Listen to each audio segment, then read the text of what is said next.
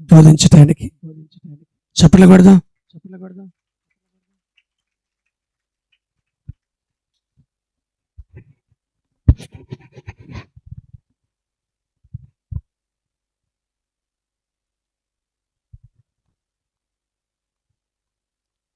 సర్వోన్నతుడు సజీవుడైన యేసయ్య నామానికి సమస్త ఘనత మహిమ ప్రభావాలు కలుగును గాక.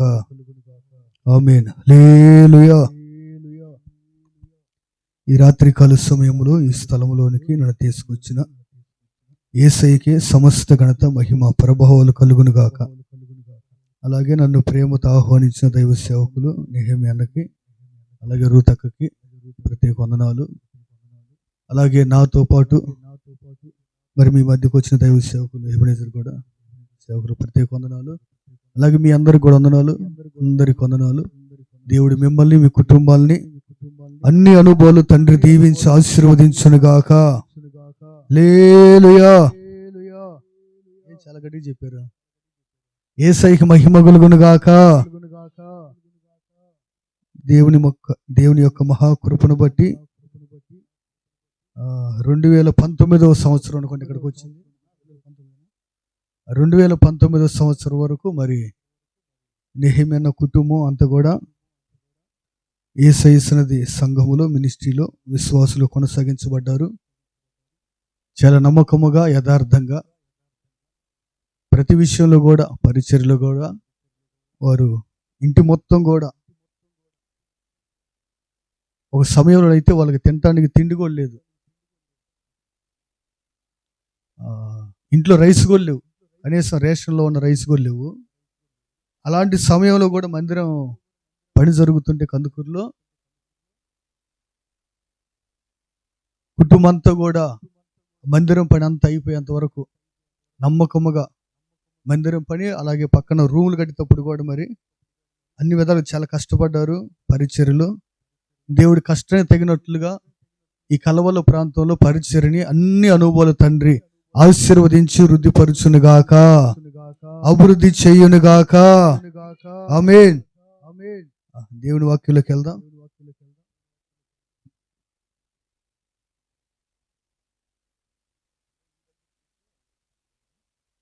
Praise the lord. హల్లెలూయా. Praise the lord. హల్లెలూయా. కృపా సత్య సంపూర్ణైన ప్రభుకి మహిమ ఘనత కలుగును గాక. వాక్యంలోకి వెళ్దాం. లేవి కాండము 26వ అధ్యాయము 11వ వచనం. దూరాన సమీపాన్ని ఎందరైతే మాటలు ఆలకిస్తున్నారో నా తండ్రి మనందరితో మాట్లాడును గాక. లేవి కాండము 26వ అధ్యాయము 11వ వాక్యం నేను చదువుతున్నాను, అందరూ ఆలకించండి మనసు పెట్టి. నా మందిరమును మీ మధ్య ఉంచెదను, నా మందిరమును మీ మధ్య ఉంచెదను. ఈయనట నా మందిరము. ఎవరి మందిరం ఇది? నెహెమ్యా మందిరం కాదు. ఎవరి మందిరం? మీ మందిరం కూడా కాదు. మీది, నాది, మనందరిది కాదు. ఎవరంటున్నారు ఈ మాట? ప్రభు అంటాడు, ఇది నా మందిరము. ఎవరి మందిరం? యేసయ్య తన స్వరక్తం ఇచ్చి సంపాదించిన సంఘము ఆయన మందిరం ఇది. ఆయన మందిరాన్ని ఈ కలవల ప్రాంతంలో దేవుడు నెహెమ్యా అన్నకి అప్పగించాడు. యేసయ్యకి మహిమ కలుగును గాక.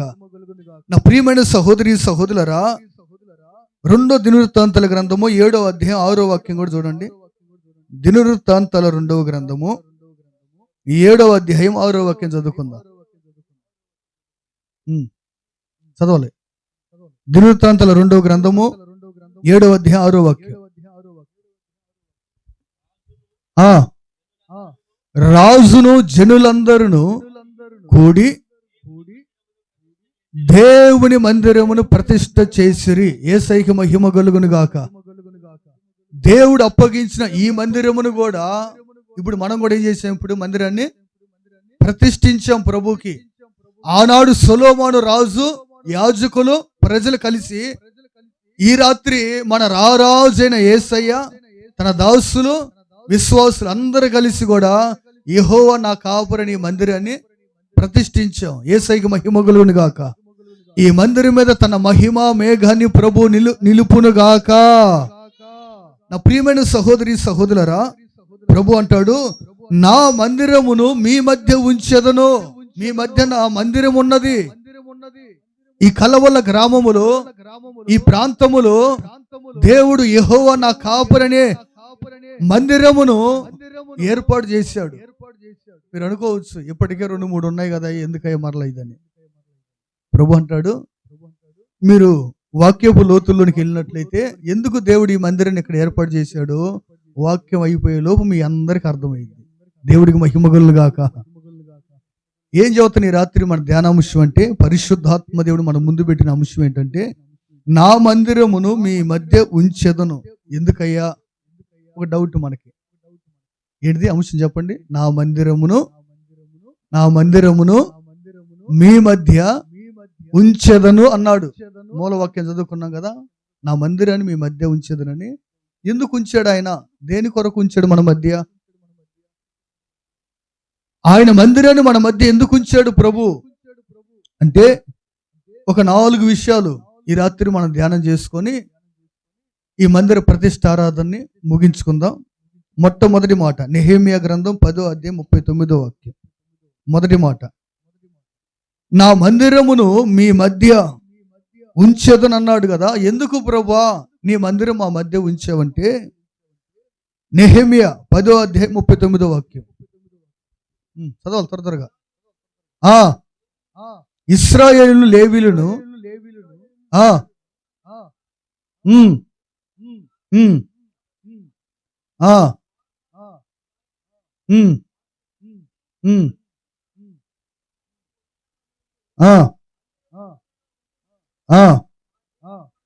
మా దేవుని మందిరమును మేము విడిచిపెట్టము. చాలు. దేవుని వాక్యాన్ని గమనించినట్లయితే, నా మందిరమును మీ మధ్య ఉంచెదను. ఎందుకు ప్రభువా? మీ మధ్య నా మందిరమును ఎందుకు ఉంచానంటే, మీరైతే నా మందిరమును విడిచిపెట్టరు అని. ఏం చేయరని అక్క? ఏం చేయరని? మీరైతే నా మందిరాన్ని విడిచిపెట్టరని మీ మధ్య యెహోవా నా కాపరి అనే నా మందిరాన్ని నేను ఏర్పాటు చేశాను. ఈ రాత్రి నా ప్రియమైన సహోదరి సహోదరులారా, ఈ నూతన మందిర ప్రతిష్ఠ ఆరాధనకు వచ్చిన నీతో నా దేవుడు అంటున్న మాట ఏంటంటే, నా మందిరం మీ మధ్య ఉంచాను. ఎందుకు ప్రభు మా మధ్య ఉంచావంటే, మీరైతే నా మందిరాన్ని విడిచిపెట్టకుండా ఉంటారని. ఏం చేస్తారని? విడిచిపెడతారనా? విడిచిపెట్టకుండా ఉంటారని. మనం కొన్ని సమయాల్లో మందిరంలోకి వస్తుంటాం. దైవ సేవకులు మనల్ని ఏదన్నా గద్దించినప్పుడు, బుద్ధి చెప్పినప్పుడు, హెచ్చరించినప్పుడు కొన్ని సమయాల్లో అవి ఏ మందిరంలో నాకేం రా బుద్ధి కావట్లేదు, ఆడికి వచ్చిన కాన్స్ ఒకటే గద్దింపులు ఎక్కువైపోతాయి. ఏమైపోతాయి? అసలు అక్కడ ఉంది ఒక మందిరం, హాయిగా ఫ్యాన్ వేసుకోవచ్చు, నిద్రపోయినా కానీ ఊడు అడగడు. అలాంటి మందిరం కావాలి, కానీ ఒకటే గద్దింపు ఏడదట్టుకుంటాం మనం. ఇలాగే ఒక అక్క ఏం చేసిందంటే, మన ఆగారిన అక్క శారమ్మ దగ్గరికి దేవుడు పంపాడు. ఆమెని పంపితే ఆ ఇంట్లోకి వచ్చినప్పుడు బాగానే వచ్చింది హాగారు. అబ్రహాం కుటుంబంలోనికి హాగారు ఎంత వినయంగా విధేయతకు వచ్చిందంటే అంత వినయంగా విధేయతకు వచ్చింది. కొద్ది దినాలు గడిచిన తర్వాత, నా ప్రియమైన సహోదరి సహోదరులారా, హాగారు గర్భవతి అని ఎప్పుడైతే తెలిసిందో, ఇప్పుడు తన యజమానురాలే ఈమెకి బానిసలా కనపడుతుంది కంటికి.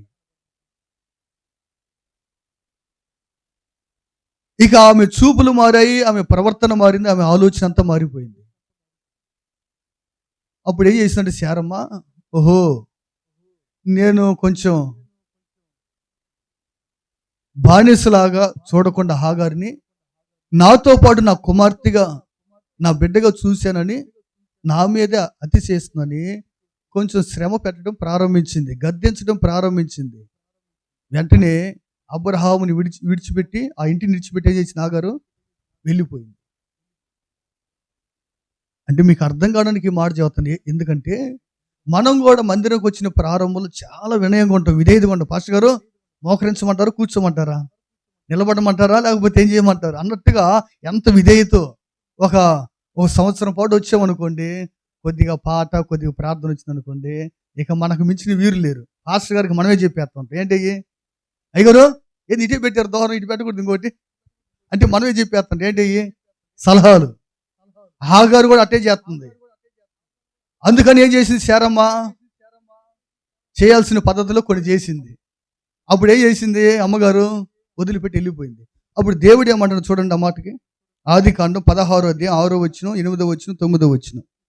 ఆదికాండం 16వ అధ్యాయము 6వ వచనాన్ని, 8వ వచనాన్ని, 9వ వచనం.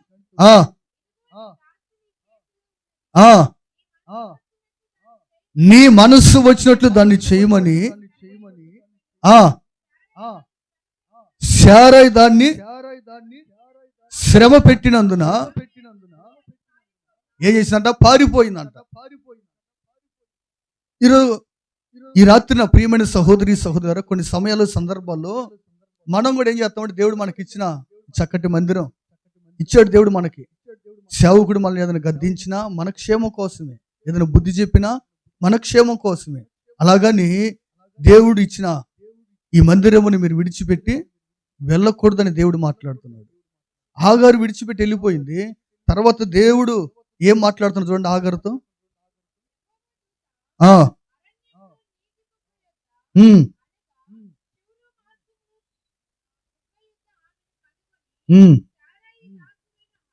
ఏమంటుంది? శారాయి దాసివైన హాగారు.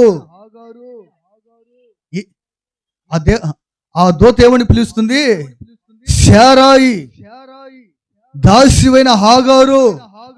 ఏ బిరుదు వచ్చింది ఆమెకి? నువ్వు దాసి అన్న సంగతి మర్చిపోతున్నావా?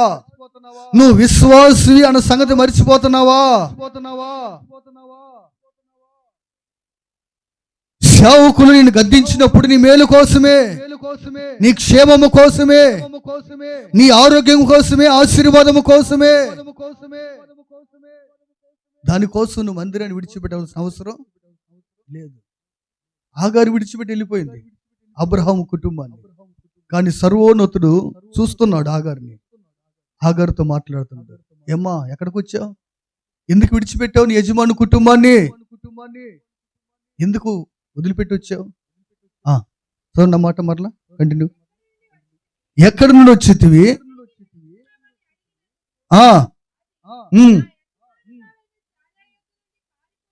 పారిపోవచ్చున్నానని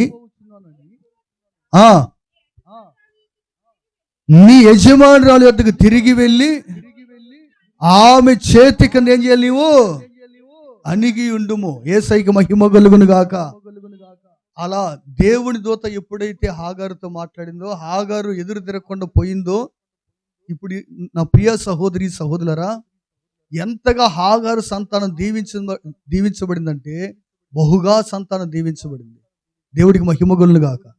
ఇప్పుడు ప్రపంచంలో అనేక అరబ్ దేశాల్లో ఉన్న ముస్లిమ్స్ సహోదరులందరూ కూడా హాగారు సంతానం. ఎంత దీవించబడిందండి? కారణం ఏంటంటే దేవుని దూత ఏదైతే హాగారుకు బోధించిన మాట వినింది. ఈ రాత్రి మీ జీవితాల్లో కూడా దేవుడు మీకు చక్కటి సేవకులు ఇచ్చాడు గనక, దైవ సేవకులు మిమ్మల్ని ఏదైనా విషయముల మీద ఏదైనా పొరపాటు చేస్తుంటే గద్దించినప్పుడు మందిరాన్ని విడిచిపెట్టగాకండి. ప్రభు నాకు ఇచ్చిన మందిరం, దేవుడు నాకు ఇచ్చిన సేవకులు, వారు కాకపోతే నన్ను ఎవరు గద్దిస్తారు అనే అనుభవం నీ జీవితంలో ఉన్నట్లయితే నిశ్చయముగా నీ సంతతిని కూడా దేవుడు బహుగా దీవిస్తాడు. యేసయ్యకి మహిమ కలుగును గాక. హల్లెలూయా. నా ప్రియమైన సహోదరి సహోదరులారా, నా మందిరమును మీ మధ్య ఉంచెదను అంటున్నాడు కదా దేవుడు. ఎందుకు ఉంచాడంట? ఏం చెప్పి మొదటి మాట అర్థమైందే వ్యర్థమైందే? అర్థమవుతుందా? ఏం చెప్పాను?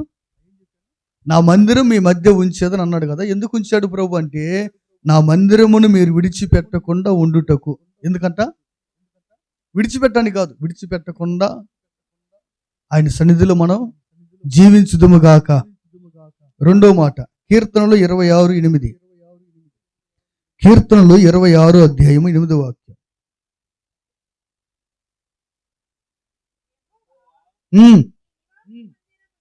యెహోవా నీ నివాస మందిరమును నేను ప్రేమించుచున్నాను.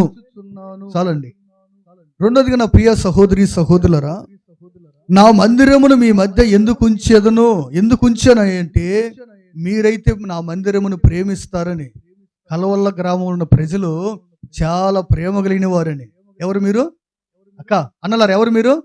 మీరంతా ప్రేమ కలిగిన వారని, మీ హృదయాల నిండా ప్రేమ ఉందని నా దాసులను ఏమండి కందుకూరు నుంచి ఇక్కడ తీసుకొచ్చాను. నా కుమారుని నెహెమ్యాని రూతుని ఏం చేశానంటే ఈ కలవల్ల ప్రాంతం తీసుకొచ్చి యెహోవా నా కాపురని మందిరాన్ని ఏర్పాటు చేశా. ఎందుకని? మీరైతే ప్రేమిస్తారు అని. ఎందుకు ఏర్పాటు చేసావయ్యా మా గ్రామంలో ఈ మందిరాన్ని అంటే మీరైతే ప్రేమిస్తారని త్రోసివేయకుండా. యేసయ్యకి మహిమగులు గాక. అయ్యా నువ్వు ఎక్కడికి వద్దయ్యా కుమారుడా, అది ఒక కలవల్ల ఇల్లు. ఆడ ప్రేమించే మనుషులు ఉన్నారు, ప్రేమ కలిగిన వారు ఉన్నారు. ఈ రాత్రి నా ప్రియమైన సహోదరి సహోదరురా, భక్తుడు అంటాడు, అయ్యా నీ మందిరమును ప్రేమించుచున్నాను. మనము కూడా మన మధ్యలో ఉంచిన ఆయన మందిరమును ప్రేమించుదుముగాక. దావీదు అంటాడు నా మందిరం మీద నాకున్న ప్రేమ మక్కువ. ఏముందంట దావీదుకి? మందిరం మీద మక్కువ అంటే ప్రేమ, ఇష్టం, లవ్. ఎవరికి? దావీదుకి. ఆ ఇష్టము, ఆ మక్కువ, ఆ ప్రేమ ఉంటే ఏం చేశాడు దావీదు? చూడండి, దినవృత్తాంతాలు మొదటి గ్రంథము 29:3. దినవృత్తాంతాలు మొదటి గ్రంథము 29:3 మరియు నా దేవుని మందిరం మీద నాకు కలిగి ఉన్న మక్కువ, ఇష్టం, ప్రేమను బట్టి నేను ఆ ప్రతిష్ఠితమైన మందిరము నిమిత్తము సంపాదించిన వస్తువులు కాక నా సొంతమైన బంగారమును వెండిని నా దేవుని మందిరము నిమిత్తము నేను ఇచ్చేదను, మీరు ఇచ్చుదురుగాక.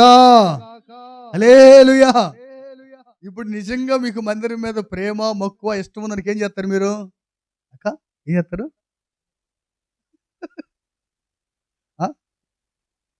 ఏమన్నాడు దావీదు?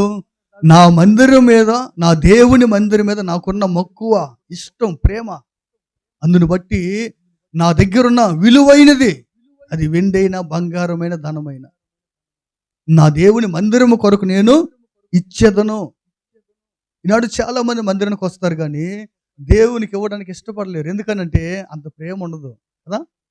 మాటలో ఉండదు ప్రేమ. పాస్టర్ గారు ఎంత కష్టపడుతున్నావు అయ్యా నువ్వు, కాబట్టి మేము చేద్దాం అనుకుంటున్నాం కానీ మాకు అసలు కుదరట్లేదయ్యా. ఏమయ్యో మా తమ్ముడు పెళ్ళి గుర్తుందా? ఇంక 10 రోజుల్లో నేను ఉంగరం పెడదాం అనుకుంటున్నా వాళ్ళ ఆయనతో. ఎవరితో? మా తమ్ముడు పెళ్ళి, మ్యారేజ్గా వారంలో ఉంది. ఏంది ఉంగరం పెడదాం అనుకున్నాం. మరి ఏందే మేము మొన్నే కదా పంట ఎత్తి చేలు, ఆ పచ్చాకేమంతా పురుగు పట్టి సరిగా పండగపోయా, లాస్ వచ్చిందిలేయా, ఈసారి ఇప్పుడు నేను పెడదాంలే. ఏం తీసారా? నువ్వు ఏం చేస్తావు నాకు తెలియదు. అప్పు చేస్తావో లేకపోతే ఇంకోటి చేస్తావు నాకు తెలియదు. మా తమ్ముడికి మాత్రం ఉంగరం. ఎందుకని? ప్రేమ. ఏంటిది? తమ్ముడి మీద ప్రేమ, అన్న మీద ప్రేమ, పుట్టింటి మీద ప్రేమ కదా. ఆ ప్రేమతో ఏం చేస్తాం మనం? ఉంగరాలు కదా, బంగారాలు ఏదైనా తీసుకుపోతాం కదా. అలాగే దేవుడి మందిరం మీద మీకు ప్రేమ ఉందనుకోండి, మీ ఇంట్లో కూడా విలువైనది ఏదైనా సరే నా దేవుని మందిరం ప్రతిష్ఠింపబడుతుంది. ఎన్నో వాటి ఖర్చు పెడుతున్నాను వ్యర్థంగా. ఎన్నో విషయాల్లో దేవుడు నాకు ఇచ్చిన ధనాన్ని ఖర్చు పెట్టుకుంటున్నాను. నా దేవుని మందిరమే మా మధ్య ఉంచితే ఆ మందిరం కోసం నేను ఏం తీసుకెళ్తున్నాను? ఏం తీసుకొచ్చారు ఈరోజు రాత్రి? హల్లెలూయా. దేవుడి మహిమగలు గాక. అమ్మా గమనించండి, దేవుడి మందిరం ప్రతిష్ఠ జరుగుతుంది కనుక మనం అందరం ఏం చేయాలి? ఆయన మందిరం మీద మనకున్న ప్రేమను బట్టి మనం ఆయనకి అర్పణలు తీసుకొని రావాలి. అదే కదా అంటాడు దావీదు, నీ మందిరం మీద నాకు మక్కువ, ప్రేమ. ఎందుకు నా మందిరం మీ మధ్య ఉంచానయ్య అంటే నా మందిరముని మీరు ప్రేమించుటకు. ఎందుకంట అనలారా? ఎందుకంట నా మందిరాన్ని ఎందుకు ఉంచాను మీ మధ్య? మీరైతే నా మందిరాన్ని విడిచిపెట్టరని మీ మధ్య ఉంచాను. ఎందుకు ఉంచాను నా మందిరం మీ మధ్య అంటే మీరైతే ప్రేమిస్తారు అని. నువ్వు నిశ్చయముగా దేవుని మందిరాన్ని ప్రేమించినట్లయితే ఆయన సన్నిధికి ఉట్టి చేతులతో మనం రాలేం. ఇప్పుడు మనకి ఎవరి మీద ప్రేమ ఉందనుకోండి, ఫంక్షన్ పిలిచారు, ప్రేమ ఉంటే కలిసి వెళ్తూ పోతామా? కనీసం ఈ మాత్రమైన చదివింపులు ఏ ఇంపులు ఉంటాయి. ఒక కావాలిద్ది అప్పు చేసింది సరే, రేపు మళ్ళీ మనకి ఇవ్వద్దు, మన పిల్లకి అప్పు అయితే లేపో తీసుకునిరా అంటాను. అంత ప్రేమతో మనం ఇచ్చినప్పుడు దేవుని సన్నిధిలో కూడా అంతకు మించిన ప్రేమను మనం చూపుదుము గాక. హల్లెలూయా. ఎన్ని విషయాలు చెప్పాను మా అయ్యా? అర్థమవుతుంది ఏమన్నా? ఏం చదువుతున్నా విషయం? ఏం చదువుతున్నా? ఏదోటి కానీ మాకు ఆకలి అవుతుంది అన్నట్టుగా ఉంది మీ వ్యవహారం. అమ్మా అట్టే ఉందా? ఏం చదువుతున్నాను అంటే మీకు అర్థం కావట్లేదే. ఎట్టా అన్నం వండినట్టుంది. వండి అందరికన్నా ఇక శుభ్రంగా 1 గంట దాకా చెప్పుకోవచ్చు అడిగితే. హల్లెలూయా. మరి మీరు చెప్పాలి, మీకు అర్థమైంది లేదు. యెహోవా నా కాపురం మందిరం ప్రతిష్ఠ అంటే ఇల్లేనే. అసలు ఏదో కొద్దిగా ఉప్పు కాదు తక్కువైంది, కానీ అది కానీ వేసింది అసలు అదిరిపోయేది అని చెప్పుకోనే కాదు. అక్కడ పోయిన తర్వాత ఏ వాక్యం మాట్లాడు, ఏ వాక్యం నా హృదయంలో ఉంది అనే తలంపు మన హృదయంలో కలుగును గాక. ఈ రాత్రి నా ప్రియ సహోదరి సహోదరులారా, నా మందిరం మీ మధ్య ఉంచెదను. ఎందుకయ్యా? విడిచిపెట్టకుండా. చెప్పండి అందరూ, ఎందుకు? విడిచిపెట్టకుండా ఉండుటకు. రెండోది, ఎందుకు ఉంచాడు ఆయన మందిరం మన మధ్య? ప్రేమించుటకు. ఎందుకు? ద్వేషించడానికా? ద్వేషించడానికా? ప్రేమించుదుముగాక. మూడవ మాట, పేతురు రాసిన మొదటి పత్రిక 2వ అధ్యాయము 5వ వచనం. పేతురు రాసిన మొదటి పత్రిక 2వ అధ్యాయం 5వ వచనం. పేతురు రాసిన మొదటి పత్రిక 2వ అధ్యాయం 5వ వాక్యం.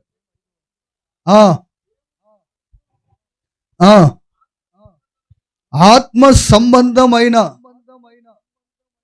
బలులను అర్పించుటకు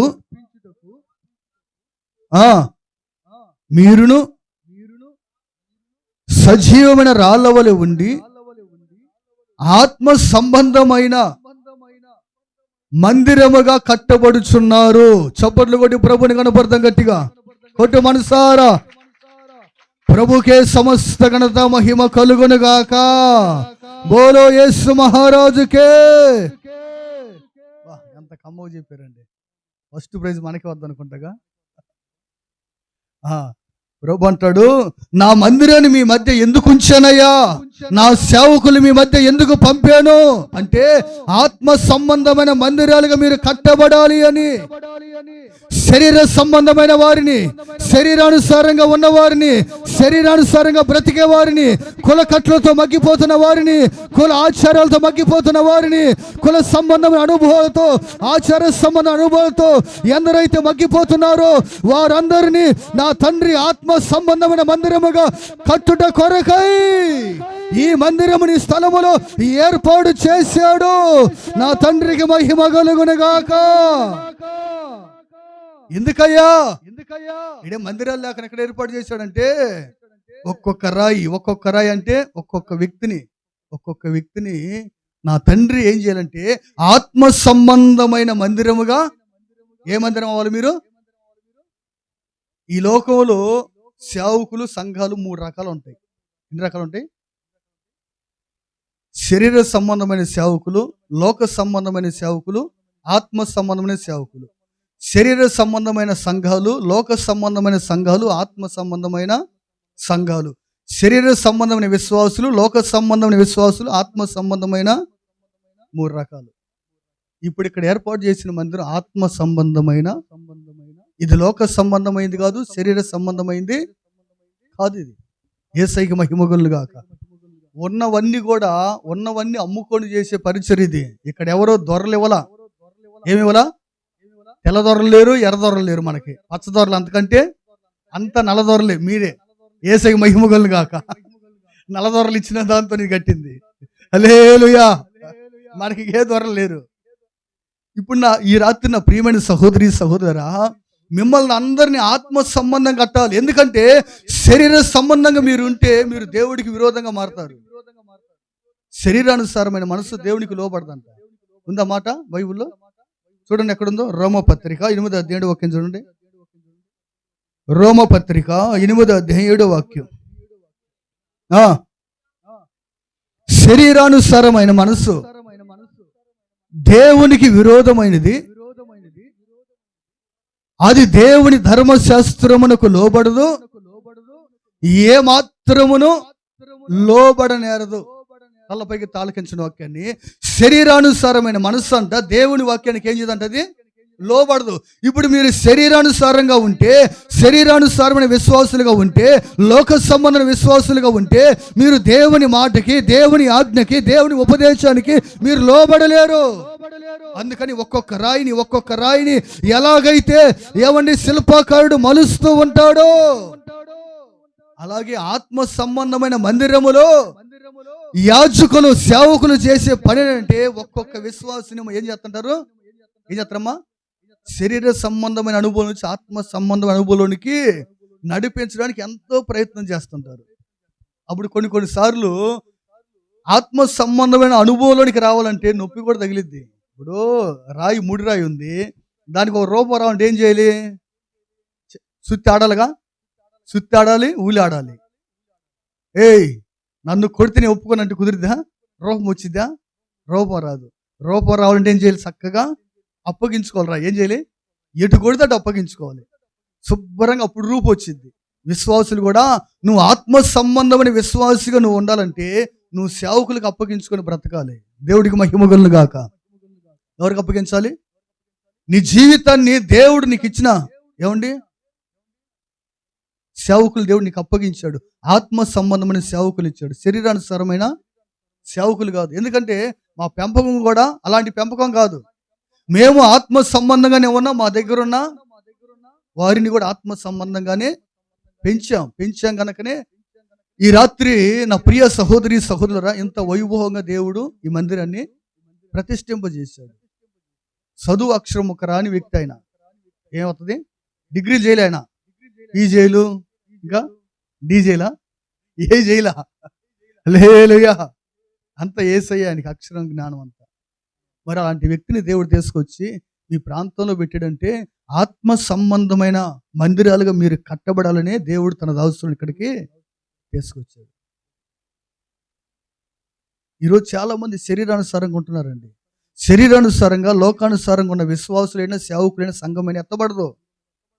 ఆత్మ సంబంధమైన సేవ, ఆత్మ సంబంధమైన సేవకులు సంఘం మాత్రమే రేపు ప్రభు రాకడలో ఎత్తబడిది, యుగ యుగాలు ప్రభుతో పాటు ఉండగలుగుతారు. అందుకని నా ప్రియమైన సహోదరి సహోదరులు, ఎప్పుడైనా మీరు గమనించండి, శరీర సంబంధమైన వాటి మీద మనసు పెట్టగాకండి. ఆత్మ సంబంధమైన వాటి మీద మీ మనసు నిలపండి. ప్రభు అంటున్నాడు, నా మందిరం మీ మధ్య ఉంచాను. ఎందుకయ్యా? ఎందుకు ఉంచే మా మధ్య అంటే మిమ్మల్ని ఆత్మ సంబంధంగా కట్టడానికి.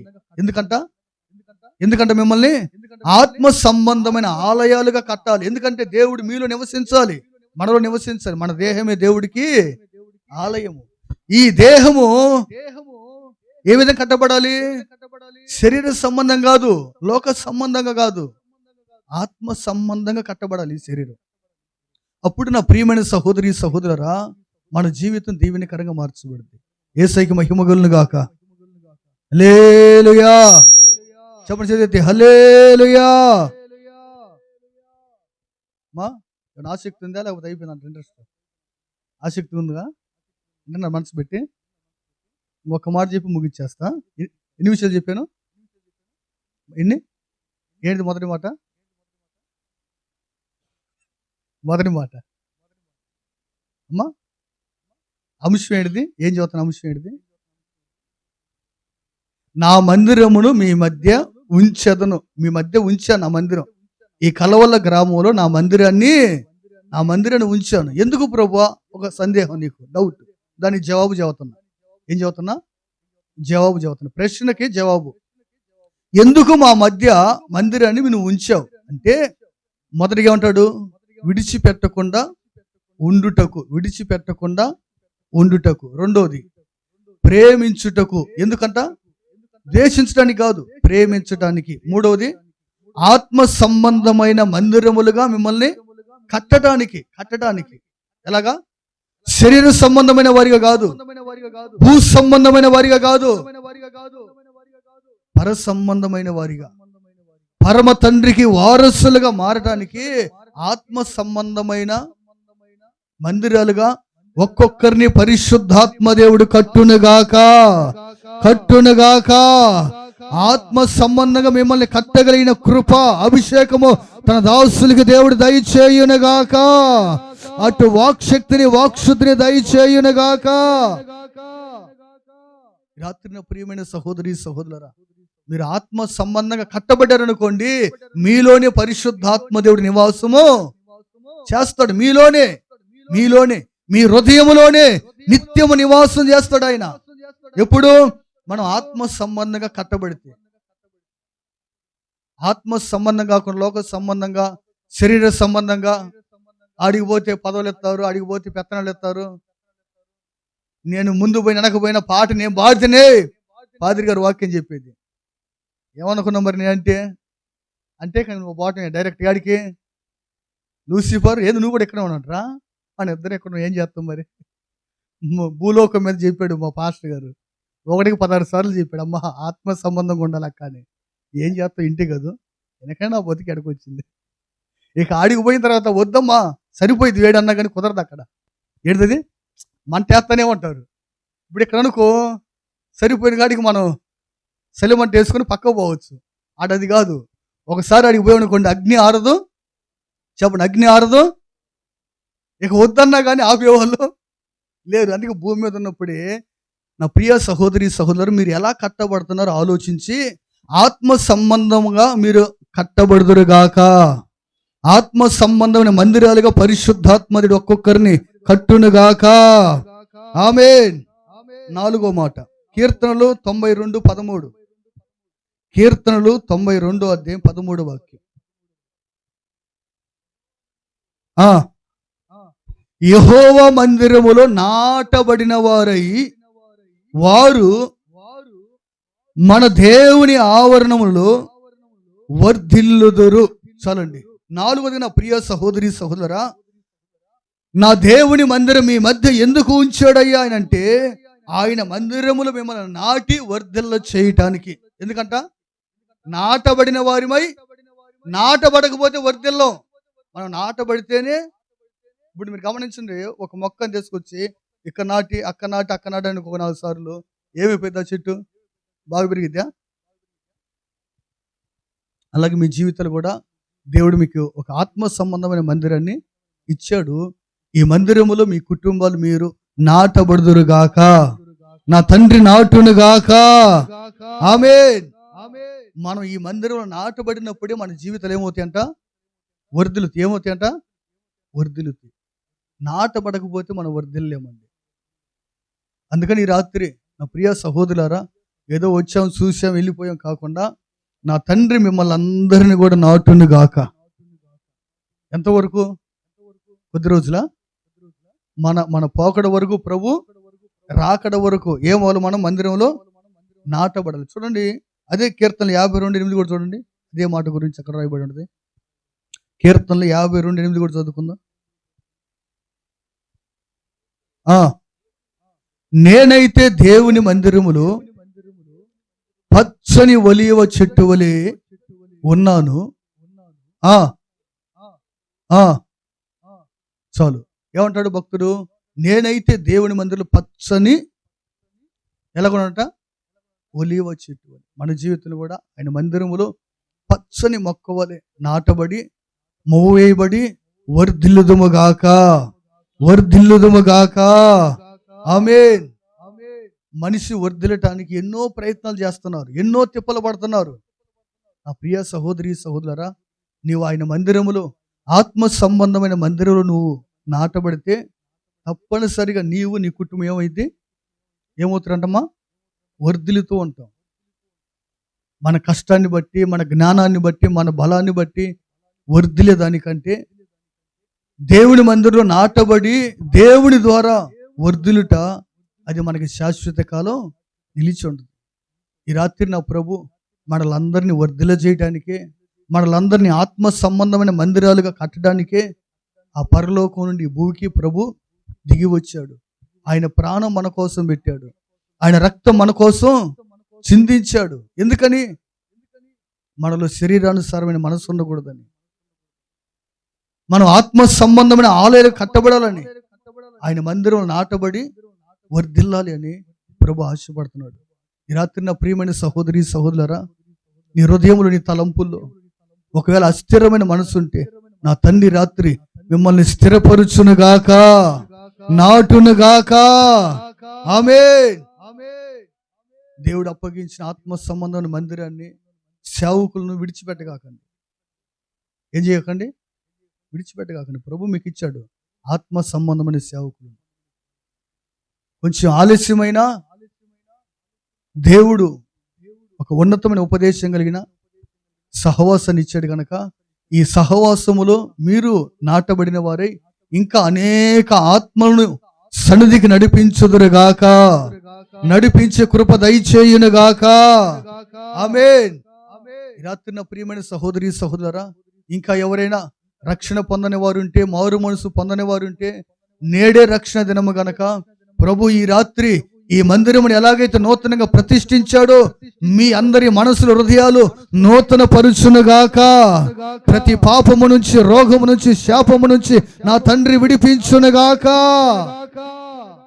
విడిపించి నిత్యముగా ఆయన మందిరములో నాటునుగాక. ఆమేన్. అందరు లేచిన పడదాం, ప్రార్థన చేసుకుందాం. కొద్ది నిమిషాలు విత్తబడిన ఆయన మాటల ప్రకారంగా నా ప్రియమైన సహోదరి సహోదరులారా ప్రార్థన చేసుకుందాం. అందరు లేచిన పడదాం. ఎక్కడి వారు అక్కడ అందరు లేచిన పడి కళ్ళు మూద్దాం, ప్రార్థన చేసుకుందాం. నా మందిరమును మీ మధ్య ఉంచాను. ఎందుకయ్యా? దేనికోసం ఉంచావు? అంటే నా మందిరాన్ని విడిచిపెట్టకుండా ఉండుటకు, నా మందిరమును ప్రేమించుటకు, మీరు ఆత్మ సంబంధమైన మందిరాలుగా కట్టబడుటకు, నా మందిరం నాటబడిన వారై వర్ధిల్లుతారని, మీరు మీ కుటుంబాలు వర్ధిల్లాలి, దీవించబడాలి, ఆశీర్వదకరంగా మారాలి అని నా దేవుడు మీ మధ్య ఆత్మ సంబంధమైన మందిరం ఉంచాడు.